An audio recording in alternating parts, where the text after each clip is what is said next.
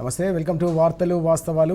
నేను సీతారామరాజు. ముందుగా ఈరోజు పత్రికల్లో వచ్చిన ప్రధానమైన వార్తలు చూద్దాం. మనం ఒకసారి నమస్తే తెలంగాణ చూద్దాం.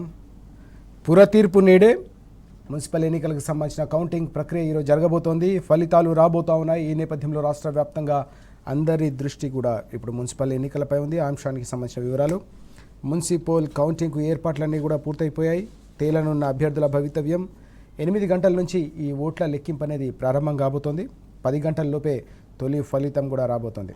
మున్సిపాలిటీల సంఖ్య 116 ఎన్నికలు జరుగుతున్న మున్సిపాలిటీల సంఖ్య ఇది. 2582 వార్డులకు ఎన్నికలు జరిగాయి.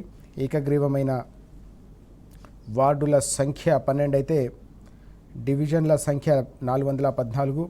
7 కార్పొరేషన్లకు కూడా ఎన్నికలు జరుగుతున్న నేపథ్యంలో 414 డివిజన్ల సంఖ్య కూడా ఉంది. ఏకగ్రీవం 2 డివిజన్లు ఇప్పటికే అయిపోయిన నేపథ్యం మొత్తం బరిలో 2225 మంది ఇందులో కూడా ఉన్న పరిస్థితి. మొత్తం మీద మున్సిపల్ ఎన్నికలకు సంబంధించిన కౌంటింగ్ ప్రక్రియకు సంబంధించిన ఏర్పాట్లన్నీ కూడా పూర్తయిపోయాయి. మినిట్ టు మినిట్ అప్డేట్స్ అందించడానికి మా ప్రతినిధులు ఎక్కడికక్కడ సిద్ధంగా ఉన్న సందర్భం కూడా కనిపిస్తుంది. ఆ అంశానికి సంబంధించిన వివరాలు టీ న్యూస్ మీకు ఎప్పటికప్పుడు అందిస్తుంది.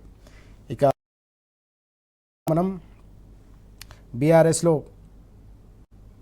జోష్ కొనసాగుతున్న పరిస్థితి. హైదరాబాద్లో గెలుపు గులాబీదే. హైదరాబాద్ని ఎన్ని ముక్కలు చేసే కుట్ర చేసినా కూడా తప్పకుండా హైదరాబాద్లో గెలిచేది, రానున్న రోజుల్లో తెలంగాణలో జెండా ఎగిరేసేది కేవలం బీఆర్ఎస్ పార్టీ మాత్రమే అంటూ నిన్న బీఆర్ఎస్ వర్కింగ్ ప్రెసిడెంట్ కేటీఆర్ గారు స్పష్టం చేసిన అంశం మనం చూస్తున్నాం. ఎన్ని కార్పొరేషన్లు చేసినా కూడా జరిగేది ఇదే. దీని ఇంకా ఎన్ని రకాల పన్నాగాలున్నా, కుట్రలున్నా, కుతంత్రాలున్నా తప్పకుండా హైదరాబాద్ ప్రజలు జై కొట్టేది కేవలం బీఆర్ఎస్ పార్టీకి మాత్రమే అని చెప్పి ఆయన స్పష్టం చేశారు. ఎందుకంటే గత 10 ఏళ్ల కాలంలో హైదరాబాద్ ప్రగతిని ఏ రకంగా పరుగులు పెట్టించిందో ప్రజలు గమనించారు. దీంతో పాటుగా హైదరాబాద్ ఖ్యాతిని విశ్వవ్యాప్తం చేసి హైదరాబాద్ను ఒక పెట్టుబడుల స్వర్గధామంగా, ఉపాధి అవకాశాల అక్షయ పాత్రగా బీఆర్ఎస్ ప్రభుత్వం కేసీఆర్ గారి సారథ్యంలో తామంతా కూడా ఎట్లా కష్టపడి పనిచేశామో తెలంగాణ సమాజానికి, అన్నిటికంటే ముఖ్యంగా మినీ ఇండియాగా భావించే హైదరాబాద్ ప్రజలకు తెలుసు. కాబట్టి హైదరాబాద్ను ఎన్ని రకాలుగా దెబ్బతీయాలని కుట్ర చేస్తున్నా కూడా తప్పకుండా వాటిని కాపాడుకుంటాం, హైదరాబాద్ బ్రాండ్ను మరోసారి నిర్మించుకుంటామని ఆయన స్పష్టం చేశారు. నిన్న తెలంగాణ భవన్ వేదికగా శేర్లింగంపల్లి నుంచి అనేక మంది నేతలంతా కూడా బీఆర్ఎస్లో చేరిన సందర్భంగా ఈ కార్యక్రమం జరిగింది. ఈ కార్యక్రమంలో ఆయన మాట్లాడిన అంశాలు మనం చూస్తూ ఉన్నాం. రాష్ట్రానికి బీఆర్ఎస్ఏ శ్రీరామ రక్ష అని ప్రజలంతా కూడా తెలంగాణ వ్యాప్తంగా ఆదిలాబాద్ నుంచి అలంపూర్ వరకు అచంచలమైన విశ్వాసంతో ఉన్నారనే అంశాన్ని ఆయన వెల్లడించారు. మళ్ళీ వచ్చేది కేసీఆర్ గారి ప్రభుత్వమే అని ప్రతి ఒక్కరి నోటా వినిపిస్తున్న మాట ఏదైతే ఉందో ఇదంతా కూడా రాష్ట్రంలో పూర్తిగా మారిన రాజకీయ ముఖ చిత్రానికి ఒక నిదర్శనంగా ఆయన అభివర్ణించారు. ప్రజలు ఆలోచించి ఓటు వేయాలని కూడా ఆయన పిలుపునిచ్చిన పరిస్థితి. కాంగ్రెస్, బీజేపీకి తప్పకుండా ప్రజలు బుద్ధి చెప్తారు. రాష్ట్రంలో అధికారంలో ఉన్న కాంగ్రెస్, కేంద్రంలో అధికారంలో ఉన్న బీజేపీ రెండు కలిపి తెలంగాణను వంచిస్తూ ఉన్నాయి, నయవంచన చేస్తూ ఉన్నాయి. ఎక్కడికక్కడ ఓవైపు రాష్ట్ర ప్రభుత్వం దోపిడీ చేస్తూ ఉంటే కేంద్ర ప్రభుత్వం తెలంగాణకు దారుణంగా దగా చేస్తోందనే అంశాన్ని కూడా ఆయన ప్రస్తావించిన పరిస్థితి. షేర్లింగంపల్లిలో తప్పకుండా క్లీన్ స్వీప్ చేస్తాం. జీహెచ్ఎంసీకి సంబంధించిన ఎన్నికలు కావచ్చు, హైదరాబాద్లో కార్పొరేషన్ల ఎన్నికలు ఎప్పుడు జరిగినా కూడా తప్పకుండా షేర్లింగంపల్లిలోని అన్ని డివిజన్లలో కూడా క్లీన్ స్వీప్ చేస్తామని స్పష్టంగా అర్థమవుతుంది. డివిజన్లలో ఇప్పటికే అభ్యర్థులు పోటీ పడుతూ ఉన్నారు.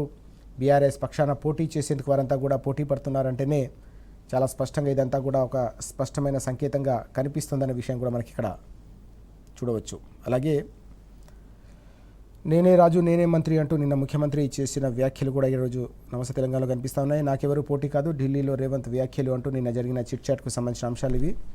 సింగరేణి టెండర్ల వివాదంపై అసెంబ్లీలో మాట్లాడుతూ అంటూ ఆయన చేసిన వ్యాఖ్యలు కూడా కనిపిస్తూ ఉన్నాయి. కూర్చొని మాట్లాడుకుంటే నీటి సమస్యల పరిష్కారం, నోటుకు ఓటు ఆధారాలు ఏవి కూడా ఫోరెన్సిక్ ల్యాబ్లో లేవంటూ ఆయన చేసిన వ్యాఖ్యలు మనకి ఇక్కడ కనిపిస్తున్నాయి. 2029లో జమిలీ ఎన్నికలు, ఆలోపే జనగణన, డీలిమిటేషన్, సీట్ల పెంపు, 2027లో నియోజకవర్గాల పునర్విభజన, వచ్చే ఏడాది దాకా జిల్లాల మార్పు లేదంటూ ఆ వ్యాఖ్యలు కూడా కనిపిస్తూ ఉన్నాయి. దీంతోపాటు పెద్దమంగళారంలో ఆటవిక రాజ్యం నడుస్తుందనే విషయం కూడా మనం చూడొచ్చు. ఇక్కడ నగర శివార్లో అమాయక గిరిజనులపై బిగ్ దౌర్జన్యం కొనసాగుతుందంటూ ఈ వార్త. రియల్ మాఫియాతో కలిసి కాంగ్రెస్ నేతలు అరాచకం సృష్టిస్తున్నారనే విషయం కూడా ఇక్కడ మనకు కనిపిస్తూ ఉంది. తెర వెనుక ప్రభుత్వ పెద్దలతో పాటు పోలీస్ అధికారి మొత్తం వ్యవహారాన్ని నడిపిస్తున్నాడనే విషయం, వారికి తీవ్రమైన అన్యాయం చేసి రోడ్డున పడేసింది ప్రభుత్వం అనే ఆందోళన, ఆవేదన కూడా ఇక్కడ కనిపిస్తూ ఉంది. అలాగే కార్పొరేషన్లు ఎన్ని చేసినా హైదరాబాద్లో కారుదే గెలుపంటూ నిన్న కేటీఆర్ గారు చేసిన కీలకమైన వ్యాఖ్యలు కూడా ఈరోజు అన్ని పత్రికల్లో కూడా ప్రధానంగా కనిపిస్తూ ఉన్నాయి. సార్వత్రిక సమ్మె సక్సెస్ అంటూ ఈ వార్త కూడా మనం చూస్తున్నాం. సార్వత్రిక సమ్మెకు మద్దతుగా నిన్న బీఆర్ఎస్ ఆధ్వర్యంలో హన్మకొండలో పెద్ద ఎత్తున బైక్ ర్యాలీ కూడా జరిగింది.